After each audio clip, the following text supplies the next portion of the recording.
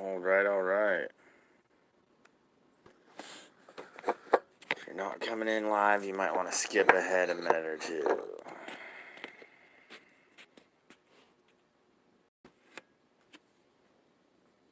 Oh.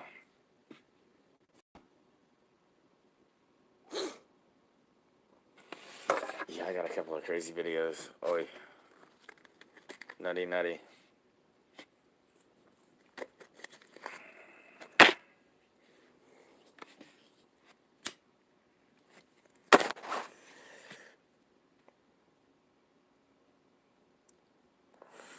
Yo, yo.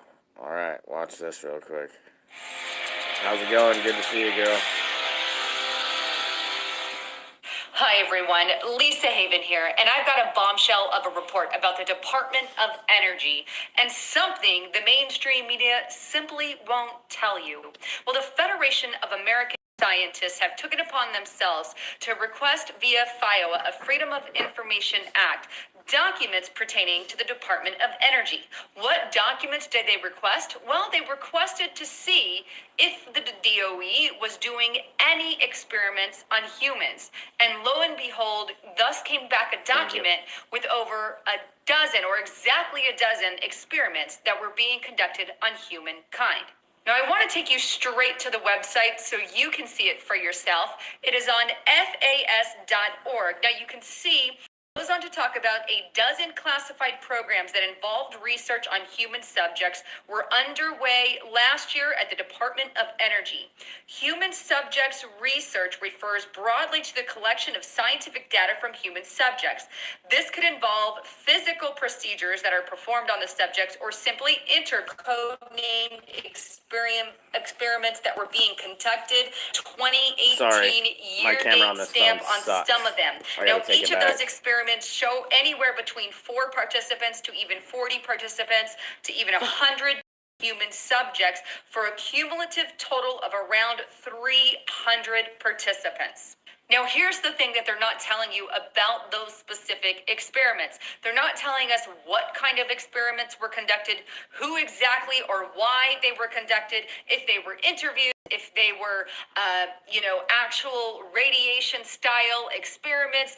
Nobody really knows. They're really vague and opaque. But here's the truth. The truth is that many experiments have been conducted on the population for many, many years. In fact, about 25 years ago, and I'm going to reference my notes for this one, but the Atomic Energy Commission was busted by Eileen Wellsome. She was a writer for the Albuquerque Tribune, and she discovered that they were doing human experiments using radiation on people, and they were people who did not consent to these experiments, and that's exactly who they were using. Now, as a result of what she discovered, Clinton formed a presidential advisor committee to look into these findings. Now, I'm going to throw up that actual committee so you can see it, but it's on Bioethics Archive, and it's Advisory Committee on Human Radiation Experiments.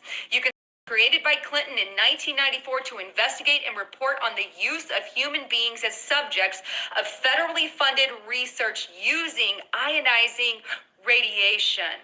Now, like I said earlier, they discovered this was going on. It was proven that they used people who were not consenting, and they use this ionizing radiation on people.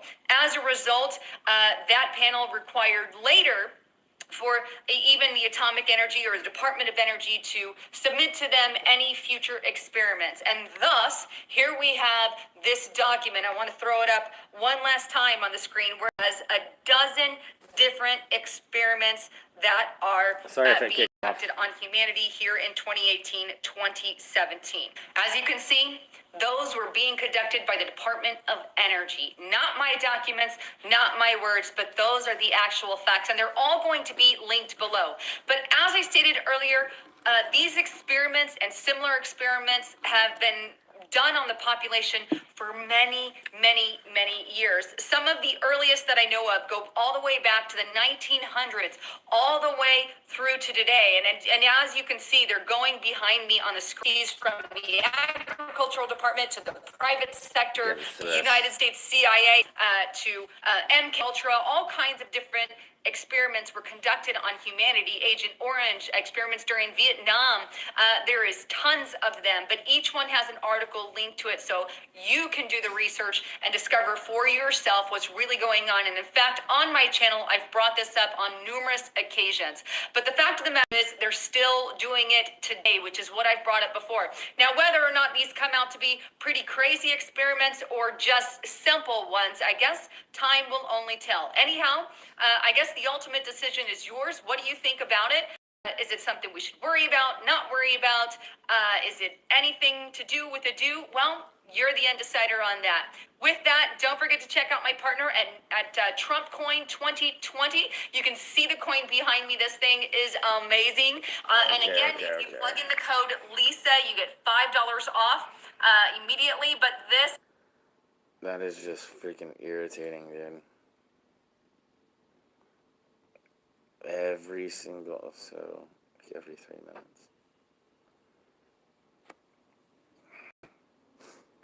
Hi everybody, Stefan Molyneux from Freedom Main Radio. Hope you're doing well. Wouldn't it be great if when society faced a real crisis, it could just shine out the big...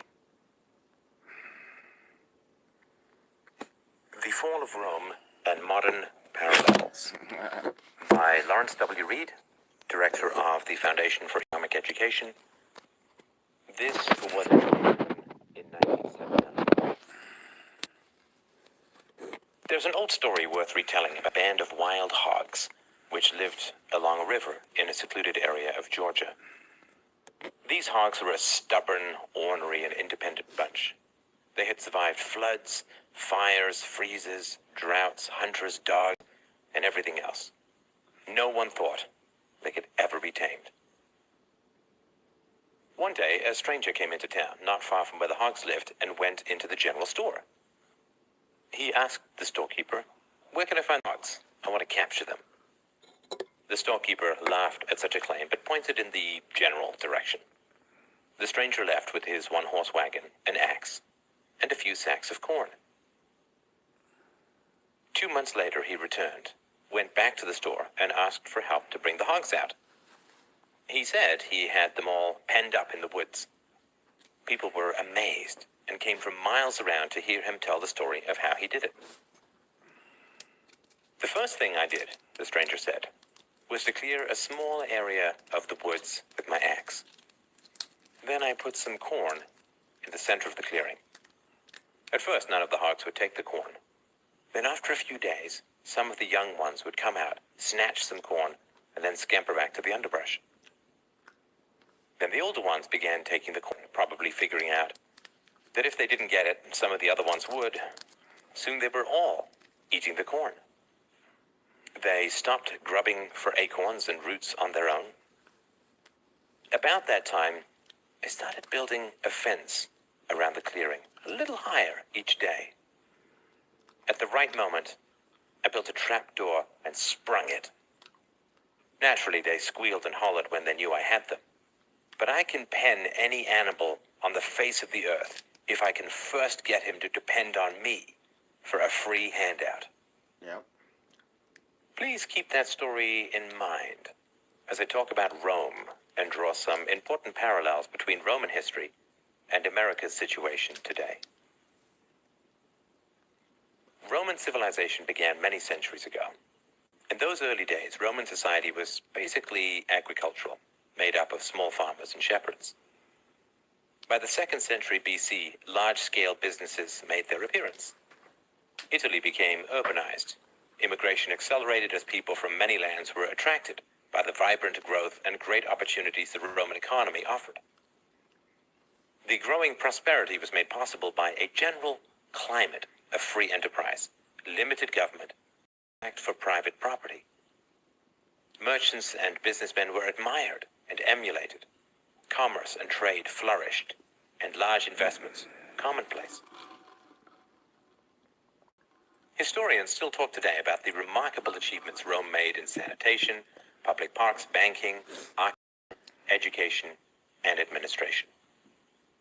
The city even had mass production of some consumer items and a stock market. With low taxes and tariffs, free trade, and private property, Rome became the center of the world's wealth. All this disappeared, however, by the 5th century AD, and when it was gone, the world was plunged into darkness and despair, slavery and poverty. There are lessons to be learned from this course of Roman history. Why did Rome decline and fall? In my belief, Rome fell because of a fundamental change in ideas on the part of the Roman people. Ideas which relate primarily to personal responsibility and the source of personal income. In the early days of greatness, Romans regarded themselves as their chief source of income. By that, I mean each individual looked to himself, what he could acquire voluntarily in the marketplace, as the source of his livelihood. Rome's decline began